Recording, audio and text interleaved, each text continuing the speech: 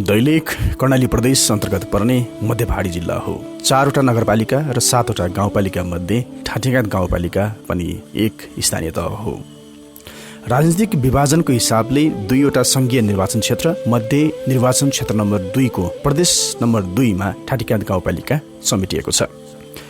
चिनेघाट र रामघाट खोलाको बीचको भूभागको बीचमा अवस्थित ठाँटीघाट गाउँपालिका प्राकृतिक स्रोत साधनको रूपमा निकै सम्पन्न भएको भए पनि सामाजिक आर्थिक रूपमा भने यस पालिका निकै कमजोर अवस्थामा रहेको छ। यस ठाँटीघाट गाउँपालिका साबिकको विशाला तोलिजेसी र लकान्द्र गाविस मिलेर सिङ्गो ठाँटीघाट गाउँपालिका बनेको हो। यस पालिकाको जम्मा क्षेत्रफल 90.75 वर्ग किलोमिटर रहेको छ भने राष्ट्रिय जनगणना 2068 अनुसार यस पालिकामा 18,896 जनसङ्ख्या रहेको छ। बसोबासका हिसाबले यस पालिकामा विभिन्न जाति समुदायहरू रहेका छन्, जसको आफ्नै भाषाभाषी रहेको छ भने आफ्नै कला संस्कृतिहरू पनि रहेको छ। जल, जमिन, जङ्गल, जडीबुटी सहित जैविक विविधताले भरिपूर्ण रहेको यस पालिकाको तल्लो तटीय क्षेत्र सरस र उर्वर रहेको छ। जसरी यस पालिका प्राकृतिक रूपमा भरिपूर्ण छ, त्यत्तिकै सामाजिक सांस्कृतिक रूपमा पनि विविधताले भरिपूर्ण रहेको छ।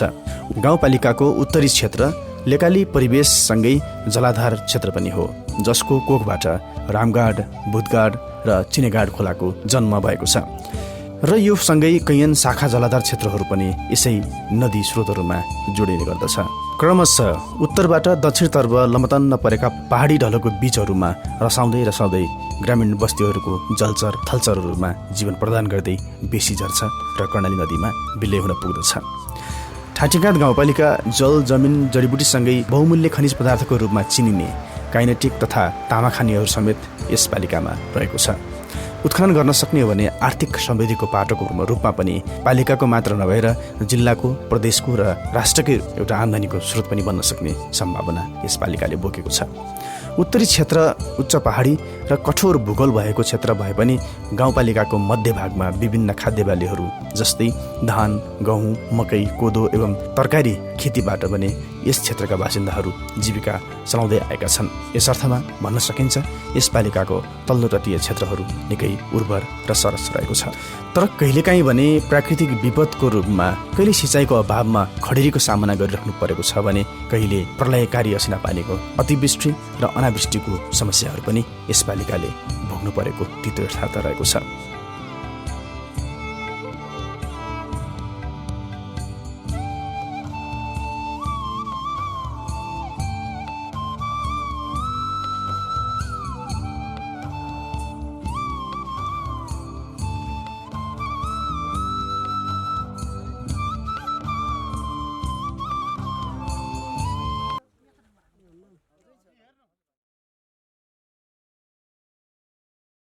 सुविस्ता होला भनेर आफ्ना घरतिर आयौँ, तर घरतिर आयौँ र बहिनी बीज पनि पायौँ न, किन्यौँ र बीज गडामा फाल्यौँ र सित्ती पानी आइदिएन।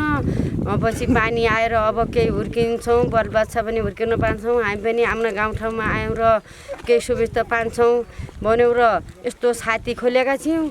तर पानी आयो, आउँदा पनि बाली राम्रो देखियो, देखिन फेरि अब जे होस् हाम्रो गाउँठाउँमा हामीलाई फलेछ भन्यौँ र हर्ष मान्नै दिनभरि गहुँ बानेर ढाडमुन्डो सेकियो, बोकैन खानै नखाएर सेकियो। बेलुका गहुँ बानेर घर जानै बाटैमा आधा थिचेर कोठामा लियो।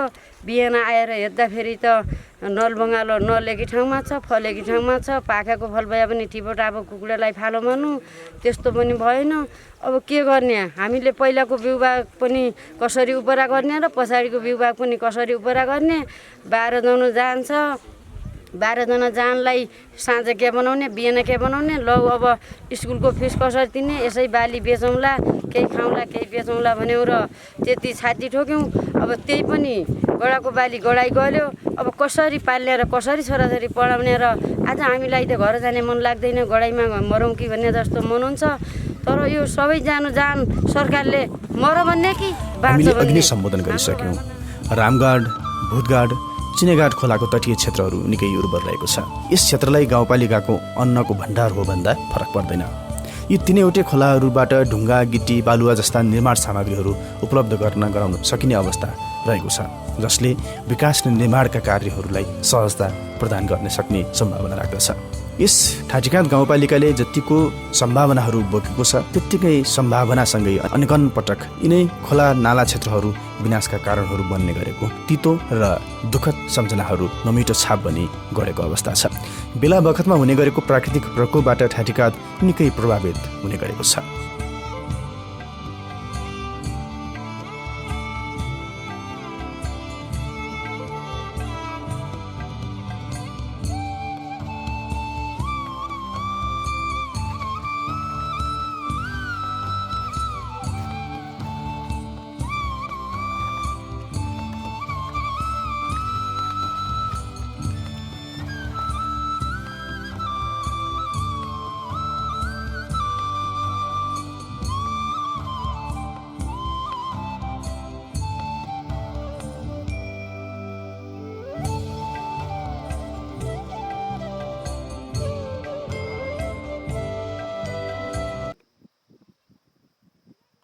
भएपछि हामीले अब यस्तै छ बसोबास केही छैन, हामीले कहाँ जाने के खाने भनेर अब यस्तै छ। रात दिन हामी अर्काकै घर फलाली गइरहेका छौँ, जिप्टिएका छौँ, बचेका छौँ। अहिले सम्बन्धी कहाँ हुने हो के हुने हो, हामीलाई जसरी पनि बस्ने अड्डा जहाँ हुन्छ उनीहरू बनाइदिनु होला।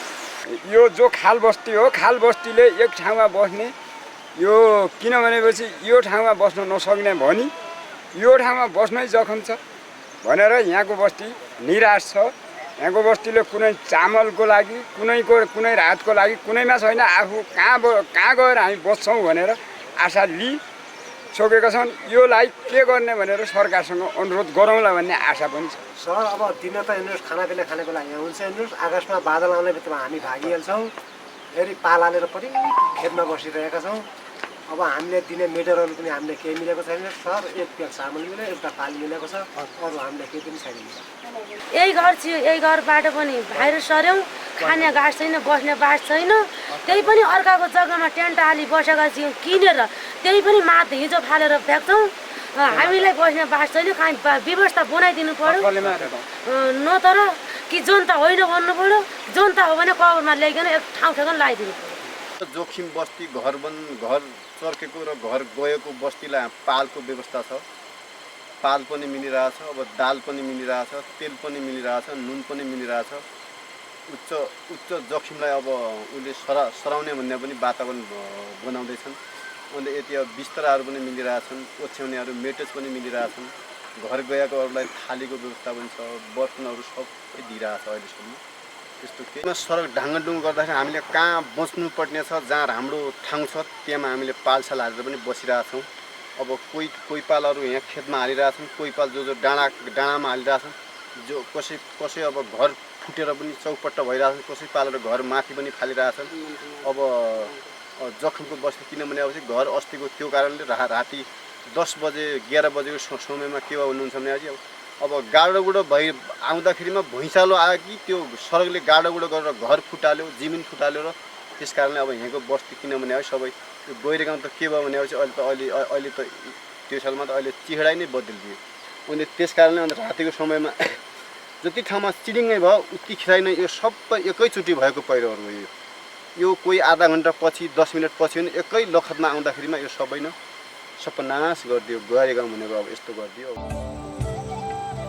ठाटीघाट गाउँपालिकाका अधिकांश भूभागहरू पहाडी चट्टान मिलेर बनेका छन्, जसका कारण यस गाउँपालिकाले विभिन्न समयहरूमा बाढी पहिरो, आगलागी, भुसाई लगायतका प्राकृतिक प्रकोपहरूको सामना गर्नु परिरहेको छ। सदियौँदेखि बसोबास गर्दै आइरहेको गाउँठाउँहरूमा पनि मानिसहरूको लागि निकै असुरक्षित लाग्न थालेको छ। प्राकृतिक रूपमा हुने गरेका अतिवृष्टि, अनावृष्टिका अलावा बाढी पहिरोका जोखिमहरू बढाइरहेको छ, जसको लागि गाउँपालिकाले क्षति भएको बस्तीहरूको स्थानान्तरणका लागि सम्भावित ठाउँहरूको पहिचान समेत गर्ने कार्य सम्पन्न गरिसकेको छ। बाढी पहिरोको कारणले गर्दा यहाँको जनजीवन एकदमै कष्टकर र एकदमै नाजुक अवस्थामा छ, जहाँ मान्छेहरू त्रसित छन्। कहिले यो बाढी पहिरोले हाम्रा घर खेत लगायतका उब्जनी हुने क्षेत्रहरू सबै बगाएर लैजान्छ कि भन्ने चिन्तामा छन्। साथमा यहाँको ठाटीघाट गाउँपालिका 4 नम्बर वडाको तपाईँको 653वटा घरधुरी छन्, जसमा तपाईँको 90वटा घर एकदमै उच्च जोखिममा छन्।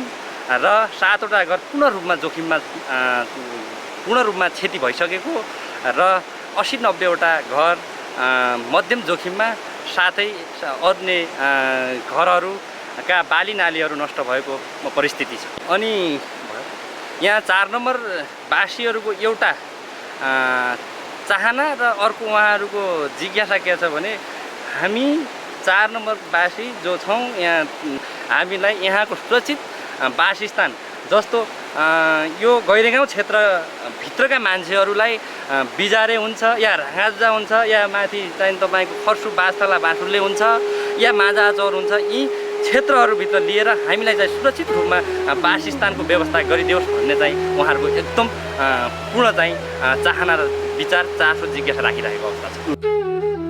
विपद न बाजा बजाएर आउने गर्दछ न त समय तोकेर नै। तर जति बेला आए पनि विपदले प्रभावित क्षेत्रका मानिसहरूलाई मात्र होइन, अन्य जनजीवनलाई समेत प्रत्यक्ष रूपमा प्रभावित गर्ने गरेको छ। हेर्दा देखिने प्रकोपहरू प्राय धेरैजसो प्राकृतिक रूपमा नै हुने गर्दछन्, तर सदैवदेखि हाँस्दै खेल्दै बसेका ग्रामीण बस्तीहरू हिजो आज भने मानव सृजित प्रकोपहरूको चपेटामा पर्ने गरेको देखिएको छ।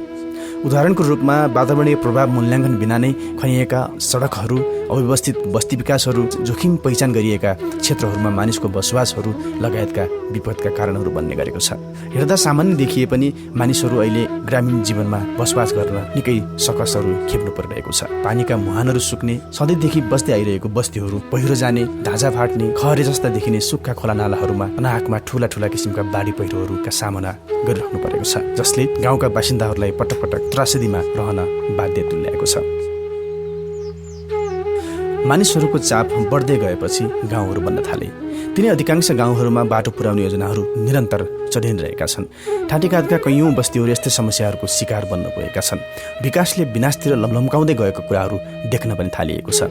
गत वर्ष मात्रै ठाटीघाट गाउँपालिका वडा नम्बर 4 मा पर्ने गैरागाउँ, धनकोट, बाँझपानी लगायतका गाउँहरूमा बाढी पहिरोको प्रकोप नै पर्यो भन्दा फरक पर्दैन। 3 नम्बर वडामा पर्ने खुटकुटी लगायतका केही गाउँहरूमा पहिरोले जनधनको क्षति नै बेहोर्नु पर्यो, जसमा 2 जनाको मृत्यु भयो भने दर्जनौं मानिसहरू घाइते भए र सयौं घरहरू घरबार विहीन बन्न पुगे।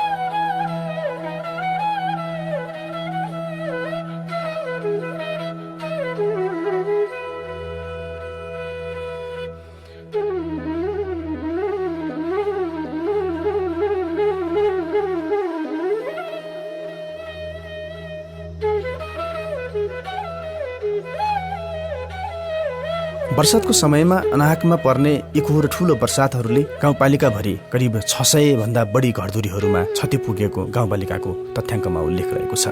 विभिन्न किसिमका पटक पटक गरेर फर्की आउने विभिन्न प्राकृतिक प्रकोपहरूसँग जुझ्दै गाउँपालिकाले विभिन्न अनुभवहरू सँगाल्दै योजनाहरू अगाडि सारेको छ। ठाटीघाट गाउँपालिकाले विपद व्यवस्थापनको सन्दर्भमा विपदको पूर्व तयारी प्रतिकारको लागि प्रतिकार योजना आगो 78-79 मा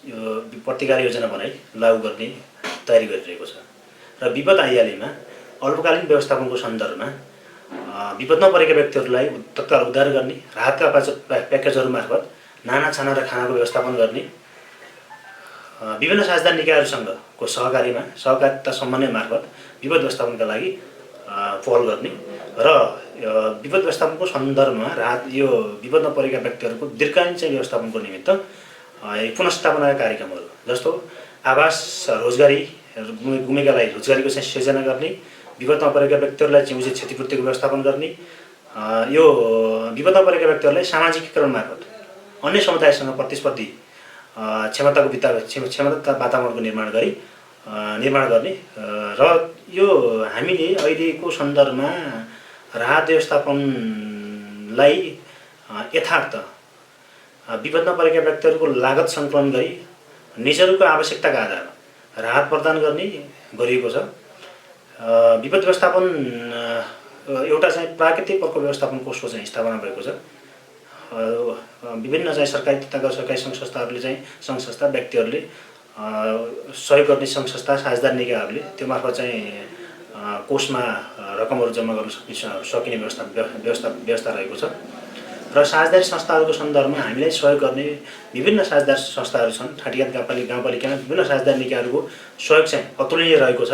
विपद व्यवस्थापनमा विभिन्न साझेदार निकायहरूको साथ सहयोग र समर्थनको उच्च प्रशंसा गर्दछु र आगामी दिनमा यहाँहरूको चाहिँ थप सहयोगको अपेक्षा पनि गर्दछु र हाम्रो विपद व्यवस्थापनमा सङ्घ तथा प्रदेश सरकारले विपदका चाहिँ विभिन्न समयमा उपलब्ध चाहिँ स्रोत साधनको व्यवस्थापन मार्फत उहाँहरूले चाहिँ स्रोत साधनको व्यवस्थापन गरेर हामीले चाहिँ सहयोग गर्ने गर्नुभएको छ र यो अब हाम्रो विपद व्यवस्थापन सन्दर्भमा हामीले विपदमा परेका व्यक्तिहरू अर्थात् चाहिँ जोखिममा रहेका बस्तीहरूलाई एकीकृत बस्ती व्यवस्थापन मार्फत उहाँहरूलाई चाहिँ व्यवस्थापन गर्ने सन्दर्भमा ठाडीघाट गाउँपालिका वार्ड नम्बर 2 स्थित बिजारे चौरलाई डिपिआर मार्फत यो त्यसको चाहिँ बस्ती व्यवस्थापनको योजना चाहिँ निर्माण गर्ने चाहिँ गर्ने प्रक्रियामा हामी छौँ र यो विकास निर्माणका प्रत्येक चरणमा वातावरणीय पक्षलाई चाहिँ वातावरणीय मूल्याङ्कनलाई आधार मानि यसलाई चाहिँ यो हरेक विकासका प्रक्रियाहरूमा चाहिँ वातावरणीय प्रभाव मूल्याङ्कनलाई आधार मानि काम गर्ने गरिरहेका छौँ। धन्यवाद। तथापि गाउँपालिकाले आफ्नो क्षमता अनुसारको तत्कालको विपदमा राहत उपलब्ध गराउनुका साथै जिल्ला स्थित विभिन्न साझेदार संस्थाहरूको सहकार्यमा विभिन्न राहतका सामग्रीहरू पनि उपलब्ध गराएर घाउमा मलम लगाउने प्रयत्न चाहिँ गरि नै रह्यो। बेलैमा पूर्व तयारी नभएपछि बाढी तथा पहिरोका कारण हुने क्षतिहरू अनगिन्ती रहेका छन्। त्यसमा स्थानीय सरकार तदारुक हुन जरुरी त छँदैछ, साथै प्रदेश र केन्द्र सरकार पनि सँगसँगै सम्बन्धित सरकारवालाहरूले पनि विपदबाट हुन सक्ने क्षतिलाई न्यूनीकरणका लागि पूर्व तयारी गरी उद्धार तथा राहतका कार्यक्रमहरू ल्याउन जरुरी देखिन्छ। पटक पटकको विपदसँग सामना गर्नुपर्ने समस्याहरूसँगै पौठे जोरी खेल्दै खेल्दै विभिन्न सिकाइका पाठहरू पनि मजबुत हुँदै जाने अनुभव ठाटेघाट गाउँपालिकाले सँगालेको छ। गत साल हामीका ठुलो क्षति भयो। बाढी पहिरो आएर हाम्रो गाउँपालिकाको विशेष गरेर 3 नम्बरको माथि बाहाकोटको खुटकुटीमा र 4 नम्बरको गैरे गाउँको पुरा 180 घरधुरीलाई ठुलो क्षति बनायो। त्यहाँ मानवीय क्षति पनि भयो। 2 जनाको त डेथ नै भयो, अरूलाई फेरि त्यहाँ उद्धार गरेर अनि हेलिकप्टरद्वारा पनि लगियो र त्यहाँ चाहिँ अहिले पनि अब 180 घर चाहिँ एकदमै तसनस परेर गएको छ। खेतीपातीहरू बारीहरू पनि त्यस्तै भयो र पछि गएर तिनीहरूलाई चाहिँ अरू 7वटालाई चाहिँ भत्किएकालाई चाहिँ ती आफ्ना मान्छेहरू भएको ठाउँमा चाहिँ राखियो। विशेष गरेर अझ तिनीहरूको त एउटा दुईवटा घर अरू पनि भएको कारणले बस्यो होलान्। अरू 6वटा घर चाहिँ हाम्रै वडा नम्बर 4 कै माथि धनकोट भन्ने ठाउँमा त्यहाँ अलिकति जग्गाले राम्रोसँग हेरेर त्यहाँ चाहिँ उहाँलाई अब गाउँपालिकाले वस्तु विकासको लागि दियो र उहाँहरूले आफूले घर सुरु गर्नुभयो र अहिले गाउँपालिकाले चाहिँ त्यसको टिमका व्यवस्था गरिदिएको छ, गर्ने भएको छ। अनि उहाँहरू त्यहाँ हुनुहुन्छ र त्यति बेलाको पिरियडमा हामीले गाउँपालिकाले बाढी पीडितलाई जो पर्नुभएको थियो उहाँहरूलाई चाहिँ खाद्यान्नको व्यवस्था हामीले गऱ्यौँ। दाल चामल तेल नुन लगायतका सबै चिजहरू हामीले गऱ्यौँ र त्यहाँ चाहिँ पालको व्यवस्था गऱ्यौँ। हामीले गाउँपालिकाले गर्ने काम चाहिँ त्यो चाहिँ गऱ्यो र प्रदेश सरकारले र केन्द्र सरकारले पनि हामीलाई धेरै ठुलो आश्वासन देखाएको थियो। त्यो बस्तीलाई चाहिँ तपाईँहरू गाउँपालिकाले सक्नुहुन्न, धान्नुहुन्न, हामी यहाँबाट उपलब्ध गराउँछौँ उहाँहरूको लागि भन्ने धेरै कुराहरू आश्वासन दिएको थियो। तर उहाँहरूले एउटा आश्वासनकै रूपमा लिए। अब केन्द्र र प्रदेशले हामीलाई चाहिँ आश्वासन दिनुभयो र हाम्रा जनतालाई जो पीडित हुनुहुन्थ्यो, जो त्यो पीडा भएर बसिरहनु भएको थियो, अब भनौँ न हामी गाउँपालिकाले थ्याक्नै नसक्ने, अब हामीले पनि धेरै ठुलो आश गरेको हाम्रा जनतालाई कमसेकम एउटा अलिकति खुला रूपले हिँड्ने बनाइदिनुहुन्छ कि भन्ने सोचेको थियौँ। तर उहाँहरूले केही पनि त्यो केन्द्र र प्रदेशबाट केही भएन र हामीलाई चाहिँ साह्रै अलिकति दुःख पनि लागेको छ। हाम्रो अब 2 वर्ष अगाडि चाहिँ ठुलो असिना आयो। यहाँ चाहिँ हामीले चाहिँ हाम्रै उमेरमा पनि अहिलेसम्म नथाहा पाएको असिना चाहिँ हाम्रो पालिकामा चाहिँ भित्रियो। धेरै ठुला ठुला असिना दाना गरेर हाम्रा अब गाउँपालिकाका जनताले अब लागेको खेती नै अनाज नै स्याहार्न नसकेर बिचैमै वैशाखको महिना ठुलो असिना आएर क्षति भयो। त्यसमा विशेष गरेर गाउँपालिकाको 3वटा वार्डलाई छोयो। त्यसमा चाहिँ बढी 1 र 2 लाई छोयो। 1 र 2 त लगभग 100 नै करस्पोन्ड गरेर एउटा पनि केही पनि राखिदिएन। 6 लाई चाहिँ अलिकति आधा भाग छोएको थियो। त्यसमा चाहिँ हामीले चाहिँ वडा नम्बर 2 को चाहिँ एकजनालाई पर व्यक्ति 9,160 का दरले हामीले चाहिँ गाउँपालिकाले रकम उपलब्ध गराएको उहाँहरूको सबै डाटा सङ्कलन गरेर उहाँहरूको कति जान्छ भन्ने कुरा त्यो अनुमानले सबै डाटा सङ्कलन गरेर त्यसरी गरेको 1 नम्बरमा त्यही हो। र 6 नम्बरमा चाहिँ अलिक आंशिक भएको कारणले उहाँलाई 2 लट गरेर पैसा उहाँहरूको खातामा हालिएको थियो मान्छेलाई। र अब फेरि जोखिम हुने ठाउँमा हामीले बसाल्नु हुँदैन, अलि सुरक्षित ठाउँमा हामी गाउँपालिकाले जग्गा छनौट गरेर उहाँहरूलाई अलिकति सुरक्षित ठाउँमा राख्नुपर्छ भन्ने त नीति कार्यक्रममा जोडिएको छ। त्यही ठाउँमा नै बस्नुहोस् भनेर त हामीले सोचेको पनि छैनौँ, त्यस्तो होइन। अब उहाँहरूलाई चाहिँ अब हामीले राहतका कुराहरू त छन्, हामी गाउँपालिका राहत वितरण त हामी गर्छौँ, ठुलो भोलुममा नभए पनि उहाँलाई दाल चामल पाल अब जग्गै उपलब्ध हामीले अब हेर्दैछौँ, छनौट गरिराखेका छौँ हामीले जग्गा पनि कहाँनिर बस्दा उहाँहरू सुरक्षित हुनुहुन्छ भन्ने कुरा नै एउटा गाउँपालिकाको टिमले अध्ययन पनि गरिरहेको छ। धन्यवाद। सायद त्यो लहलह पाक्दै गरेको गाउँबालीमा गाउँपालिका भरि पुर्याएको असिना पानीको क्षतिको विषय होस् या गैरगाउँ लगायतका गाउँहरूमा बाढी पहिरोको प्रकोपको अनुभव किन नहोस्, तितो अनुभूतिहरू सही गाउँपालिकाले धेरै कुराहरू सिक्ने अवसर पाएको छ भने पूर्व तयारीका लागि योजना बुन्न सक्ने क्षमता विकास गरेको छ। त्यो सँगै प्रदेश र केन्द्र सरकारबाट पाएको आश्वासन समेत पुरा नभएकोमा गाउँपालिकाले तितो अनुभूतिहरू पनि सँगालेको छ। तहबाट हामीले 7वटा ठाउँलाई छनौट गरेका छौँ। 7वटा ठाउँहरूमा बस्ती विकासका लागि हामीले दाताहरूसँग अनुरोध गरेका छौँ र वडा नम्बर 4 को बस्तीहरू अहिलेको बस्तीहरू एकदम विच्छेद अवस्थामा रहेको छ। मान्छेहरू अहिले पनि पानी आयो भने बादल आकाशमा भयो भने घरमा सुत्ने बस्ने अवस्था छैन। 3 नम्बर वडामा पनि त्यस्तै किसिमको अवस्था छ। हामी यसलाई प्लानिङ गर्न खोजिरहेका छौँ, बस्ती विकासका लागि कार्यविधि बनाउँदैछौँ र त्यसमा जाने हो। अनि यसमा भूगर्भशास्त्री ल्याउनु पर्ने अवस्था छ, वातावरण विज्ञको आवश्यकता छ, इन्जिनियरहरूको आवश्यकता छ। त्यसपछि कसरी गर्न मान्छेहरूलाई बस्न सकिन्छ यी कुरामा लाग्न खोजिरहेका छौँ। र अझ पनि हामीले यी मान्छेहरू भोका रहने अवस्था छ, त्यसपछि खाद्यान्नको जोग गर्ने अवस्थामा हामी लागिरहेका छौँ र अरूबाट पनि खाद्यान्नको व्यवस्थापनका लागिरहेका छौँ। र बस्तीलाई ती मान्छेहरूको बस्ती विकासका लागि अथवा बास व्यवस्थापनका लागि हामी लाग्छौँ। सहयोगी संस्थाहरूलाई पनि अनुरोध गरेर उहाँहरूको घरबास बनाउने कुरामा हामी लागिरहेका छौँ, त्यही योजनामा छौँ। गाउँपालिका स्थानीय सरकार हो, नजिकको सरकार हो, जसले प्रत्यक्ष रूपमा नागरिकहरूको दुःख सुखहरूलाई नजिकबाट भोग्ने गर्दछ। तथापि पर्याप्त बजेटको अभावमा, पर्याप्त योजनाको अभावमा गाउँपालिकाहरू विभिन्न सकसहरू झेल्दै आइरहेको कुरा पनि सत्य साबित भइसकेको छ। तथापि गाउँपालिकाले आफ्नो बरकत अनुसार सानातिना भए पनि विभिन्न क्रियाकलापहरू सञ्चालन गरि नै रहेको छ। जोखिम न्यूनीकरणका लागि साना क्रियाकलापहरू पनि सञ्चालन गरि नै रहेको छ। विपद प्रतिकार योजना निर्माण मात्र होइन, अक्षरशः कार्यान्वयनका लागि पालिका मात्र होइन, तिनै तहको सरकारले पनि तदारुकताका साथ कार्य गर्न जरुरी देखिन्छ। सम्भावित जोखिम क्षेत्रको पहिचान गर्ने, हुनसक्ने क्षतिको पूर्वानुमान गर्ने, सम्भावित जोखिमयुक्त बस्ती क्षेत्रको पहिचान गर्ने, आवश्यक जनशक्तिहरू तयारी गर्ने, सुरक्षित र व्यवस्थित बस्ती विकास गर्नतर्फ नीतिगत व्यवस्था गरी सरकार नै लाग्न जरुरी देखिन्छ। यदि यसो गरियो भने मात्र प्राकृतिक रूपमा आउने प्रकोपहरूबाट हुनसक्ने जनधनको क्षतिबाट बच्न र बचाउन सम्भव हुन्छ।